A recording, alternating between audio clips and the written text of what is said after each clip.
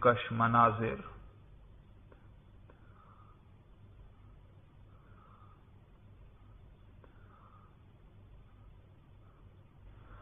جبل احد کا ایک منظر۔ مدینہ منورہ کے قریب ہی جبل احد واقع ہے۔ یہ وہ پہاڑ ہے جس کے بارے میں رسول اللہ صلی اللہ علیہ وسلم نے فرمایا کہ ہم اس پہاڑ سے محبت کرتے ہیں اور یہ پہاڑ ہم سے محبت کرتا ہے۔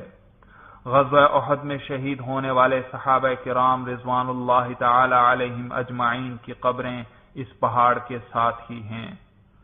تصویر میں ان شہداء کی قبروں کی نشاندہی کی گئی ہے۔ قبروں کے گرد واقع چار دیواری واضح طور پر دکھائی دے رہی ہے۔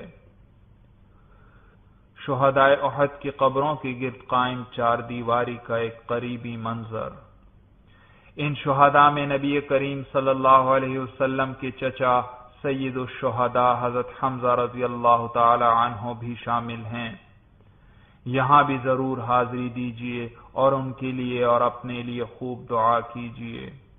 واپسی سے پہلے روضہ مبارکہ پر آخری سلام کے لیے حاضری دیجیے اور دعا و استغفار کے ساتھ اپنے وطن روانہ ہو جائیے۔ آپ سن رہے ہیں توحید نیٹ ورک کی اسلامک آواز۔ توحید network international Islamic YouTube channel. تفصیلی بیان کے بعد آئیے اب آخر میں حج کے تینوں طریقے الگ الگ اور انتہائی مختصر لفظوں میں دوبارہ سمجھ لیجئے۔ سب سے پہلے حج افراد کا طریقہ بیان کیا جاتا ہے۔ حج افراد کا طریقہ یہ ہے کہ حاجی میقات سے احرام باندھ لے اور حج کی نیت کر کے تلبیہ پڑھ لے تو حج شروع ہو جاتا ہے اور احرام کی تمام پابندیاں لاگو ہو جاتی ہیں۔ مکہ مکرمہ پہنچ کر حاجی ایک طواف اور صفا و مروہ میں سعی کر لے، یہ حج کی سعی ہے۔ پھر حاجی اسی طرح حالت احرام میں مکہ مکرمہ میں مقیم رہے۔ اس دوران جس قدر نفلی طواف کرنا چاہے کر سکتا ہے، یہاں تک کہ ذوالحجہ کی 8ویں تاریخ آ جائے۔ آج حاجی مینا روانہ ہوتے ہیں اور آج کا دن اور آنے والی رات مینا میں گزارتے ہیں۔ اگلے روز فجر کی نماز پڑھ کر عرفات روانگی کی تیاری کی جاتی ہے۔ یہ 9ویں ذی الحجہ اور یوم عرفہ ہے۔ آج کا دن عرفات میں گزارے۔ سورج غروب ہونے کے بعد مغرب کی نماز پڑھے بغیر ہی مزدلفہ روانہ ہو جائے۔ مزدلفہ پہنچ کر عشاء کے وقت مغرب اور عشاء کی نماز اکٹھی باجماعت ادا کی جاتی ہے۔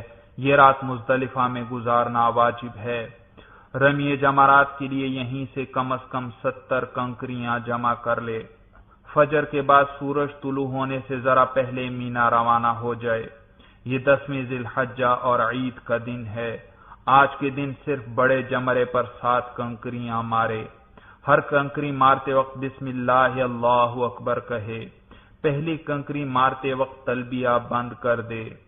تلبیہ پڑھنے کا سلسلہ ختم ہوا۔ رمی کے بعد اگر قربانی کرنا چاہے تو قربانی کر لے اور اگر نہ کرنا چاہے تو بھی درست ہے، کیونکہ حج افراد کرنے والے پر حج کی قربانی واجب نہیں۔ پھر سر کے بال منڈوا کر یا چھوٹے کروا کر اپنے عام استعمال کے سلے ہوئے کپڑے پہن لے۔ عید کے 3 دن یعنی 10، 11، 12 ذی الحجہ میں کسی بھی وقت مکہ مکرمہ جا کر طواف زیارت کر لے۔ حج میں یہ طواف فرض ہے۔ اگلے روز یعنی 11 ذی الحجہ کو زوال کے بعد ترتیب سے پہلے چھوٹے جمرے کو، پھر درمیانے کو اور پھر بڑے جمرے کو 7 کنکریاں مارے۔ 12 ذی الحجہ کو بھی اسی ترتیب سے تینوں جمرات کو 7 کنکریاں مارے۔ 13 ذی الحجہ کی رمی اختیاری ہے۔ اگر نہیں کرنا چاہتا تو 13 تاریخ کی صبح صادق ہونے سے پہلے مکہ مکرمہ چلا جائے۔ اگر 13 ذی الحجہ کی صبح صادق کے وقت حاجی مینا میں ہی مقیم تھا تو آج بھی ترتیب سے تینوں جمرات کو 7 کنکریاں مارے۔ وطن واپسی سے قبل طواف وداع یعنی رخصتی کا طواف کر لے۔ طواف وداع پر مناسک حج مکمل ہوئے۔ اب حج تمتع کا طریقہ مختصر طور پر سن لیجئے۔ حج تمتع کا طریقہ یہ ہے کہ حاجی میقات سے احرام باندھ لے اور عمرہ کی نیت کر کے تلبیہ پڑھ لے۔ مکہ مکرمہ پہنچ کر عمرے کے افعال سر انجام دے، یعنی ایک طواف اور صفا مروہ کے مابین سعی کر لے اور پھر سر کے بال منڈوا کر یا چھوٹے کروا کر احرام اتار دے۔ اب اس پر سے احرام کی تمام پابندیاں ختم ہو گئیں۔ 8 ذی الحجہ کو مسجد الحرام سے حج کا احرام باندھ لے۔ حج کی سعی وہ چاہے تو اسی وقت ہی کر لے اور چاہے تو طواف زیارت کے بعد کر لے۔ اگر حج کی سعی اس وقت کرنا چاہتا ہے تو پہلے ایک طواف کر لے جس میں استباع کرے، یعنی دایاں کندھا کھلا رکھے، نیز پہلے 3 چکروں میں رمل بھی کرے، یعنی پہلوانوں کی طرح کندھے ہلاتا ہوا تیزی سے چلے۔ پھر اس طواف کے بعد حج کی سعی کر لے اور مینا روانہ ہو جائے۔ آج کا دن اور آنے والی رات مینا میں گزارے۔ اگلے روز فجر کی نماز پڑھ کر عرفات روانگی کی تیاری کرے۔ یہ 9 ذی الحجہ اور یوم عرفہ ہے۔ آج کا دن عرفات میں گزارے۔ سورج غروب ہونے کے بعد مغرب کی نماز پڑھے بغیر ہی مزدلفہ روانہ ہو جائے۔ مزدلفہ پہنچ کر عشاء کے وقت مغرب اور عشاء کی نماز اکٹھی باجماعت ادا کی جاتی ہے۔ یہ رات مزدلفہ میں گزارنا واجب ہے۔ رمی جمرات کے لیے یہیں سے کم از کم 70 کنکریاں جمع کر لے۔ فجر کے بعد سورج طلوع ہونے سے ذرا پہلے مینا روانہ ہو جائے۔ یہ 10ویں ذی الحجہ اور عید کا دن ہے۔ آج کے دن صرف بڑے جمرے پر 7 کنکریاں مارے۔ ہر کنکری مارتے وقت بسم اللہ اللہ اکبر کہے۔ رمی شروع کرتے وقت تلبیہ بند کر دے۔ اب تلبیہ کا سلسلہ ختم ہوا۔ رمی کے بعد پہلے قربانی کرے، پھر سر کے بال منڈوا کر یا چھوٹے کروا کر عام کپڑے پہن لے۔ عید کے 3 دن یعنی 10، 11، 12 ذی الحجہ میں کسی بھی وقت مکہ مکرمہ جا کر طواف زیارت کر لے۔ یہ طواف حج میں فرض ہے۔ اگر حج کی سعی پہلے نہ کی ہو تو طواف زیارت کے بعد حج کی سعی بھی کر لے۔ اگلے روز یعنی 11 ذی الحجہ کو زوال کے بعد ترتیب سے پہلے چھوٹے جمرے کو، پھر درمیانے جمرے کو اور پھر بڑے جمرے کو 7 کنکریاں مارے۔ 12 ذی الحجہ کو بھی اسی ترتیب سے تینوں جمرات کو 7 کنکریاں مارے۔ 13 ذی الحجہ کی رمی اختیاری ہے۔ اگر نہیں کرنا چاہتا تو 13 تاریخ کی صبح صادق ہونے سے پہلے مکہ مکرمہ چلا جائے۔ اگر 13 ذی الحجہ کی صبح صادق کے وقت حاجی مینا میں ہی مقیم تھا تو آج بھی ترتیب سے تینوں جمرات کو 7 کنکریاں مارے۔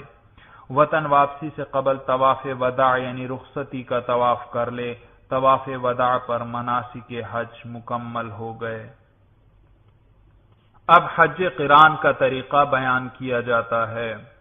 حج قران کا طریقہ یہ ہے کہ حاجی میقات سے حج و عمرہ دونوں کا احرام باندھ لے اور حج و عمرہ دونوں کی نیت کر کے تلبیہ پڑھ لے تو حج شروع ہو گیا۔ مکہ مکرمہ پہنچ کر پہلے عمرے کے افعال سر انجام دے، یعنی ایک طواف کر لے اور صفا مروہ کے مابین سعی کر لے۔ البتہ عمرے کے افعال کے بعد سر کے بال نہ منڈوائے نہ چھوٹے کروائے، بلکہ اسی طرح احرام کے ساتھ مکہ مکرمہ میں مقیم رہے۔ حج کی سعی چاہے تو پہلے ہی کر لے اور چاہے تو طواف زیارت کے بعد کر لے۔ اگر حج کی سعی پہلے کرنا چاہے تو سعی سے پہلے ایک طواف کر لے جس میں استباع کرے اور پہلے 3 چکروں میں رمل بھی کرے، پھر اس طواف کے بعد حج کی سعی کر لے۔ 8 ذی الحجہ کو تمام حاجیوں کے ساتھ مینا روانہ ہو جائے۔ حج قران کرنے والا باقی کے تمام افعال بالکل اسی طرح سر انجام دے گا جس طرح ابھی حج تمتع والے کے لیے بیان کر دیے گئے۔ پھر بھی اطمینان کے لیے دوبارہ سن لیجئے۔ 8ویں ذی الحجہ کا دن اور آنے والی رات حاجی مینا میں ہی گزارے گا۔ اگلے روز یعنی 9ویں ذی الحجہ کو عرفات روانہ ہوگا۔ یہ یوم عرفہ ہے۔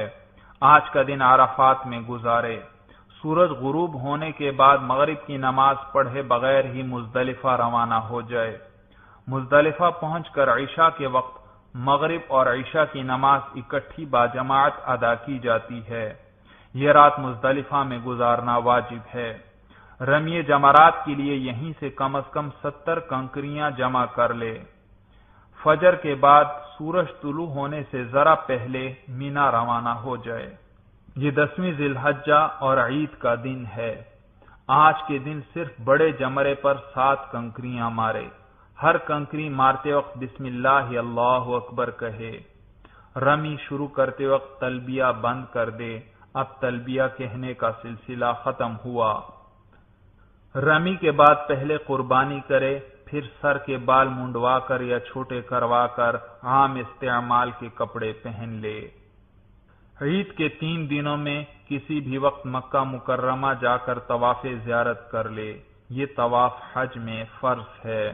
اگر حج کی سعی پہلے نہ کی ہو تو طواف زیارت کے بعد حج کی سعی بھی کر لے۔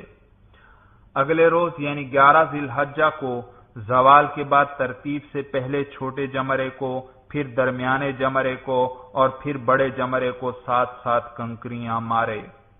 12 ذی الحجہ کو بھی اسی ترتیب سے تینوں جمرات کو ساتھ ساتھ کنکریاں مارے۔ 13 ذی الحجہ کی رمی اختیاری ہے۔ اگر نہیں کرنا چاہتا تو 13 تاریخ کی صبح صادق ہونے سے پہلے پہلے مکہ مکرمہ چلا جائے۔ اگر 13 ذی الحجہ کی صبح صادق کے وقت حاجی مینا میں ہی مقیم تھا تو آج بھی ترتیب سے تینوں جمرات کو ساتھ ساتھ کنکریاں مارے۔ وطن واپسی سے قبل طواف وداع یعنی رخصتی کا طواف کر لے۔ طواف وداع پر مناسک حج مکمل ہوئے۔ جو عمرہ کا بیان مکمل ہوا۔ اس مبارک سفر پر جانے والے احباب سے درخواست ہے کہ دوران سفر اپنی دعاؤں میں ہمیں بھی یاد رکھیں، بلکہ وہ احباب جنہیں حج و عمرے کے اس بیان سے کوئی فائدہ پہنچے، ان پر تو اپنا حق سمجھتا ہوں کہ وہ اس مبارک سفر کے دوران مجھے، میری والدہ محترمہ اور میرے بہن بھائیوں کو، بلکہ میرے تمام اہل خانہ کو اپنی دعاؤں میں ضرور یاد رکھیں گے۔ والسلام علیکم ورحمۃ اللہ وبرکاتہ۔